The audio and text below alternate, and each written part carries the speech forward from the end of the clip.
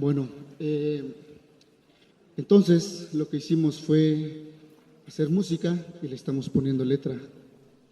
Y esperamos que algún día se pueda retomar y puedan cambiar algunas cosas. Siempre toma su tiempo.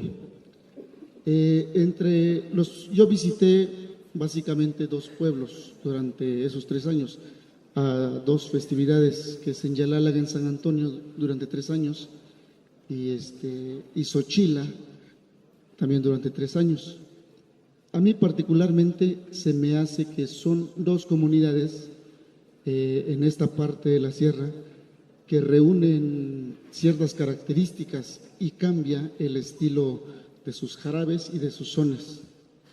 Por una parte, por los músicos ejecutantes y por otro lado, por la tradición que tienen estas bandas. Entre todo eso, conocí a Sandoval, un amigo que lo conocí porque me gustó una de sus piezas, así fue como llegué a su casa, y él me brindó su amistad, ahora es mi amigo. Él tiene un abuelo, Noé Sandoval, es un viejito ya bien recio todavía, anda ahí, se echa sus mezcales y es muy característico, ¿no? Su manera de ser.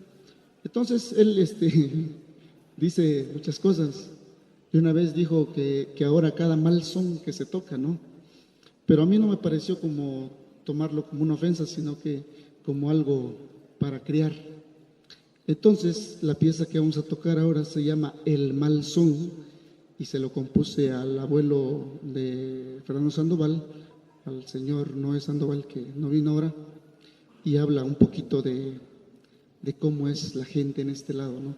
También esa es una pieza que tiene letra. Ojalá les guste. Vamos a tocar El Mal Son.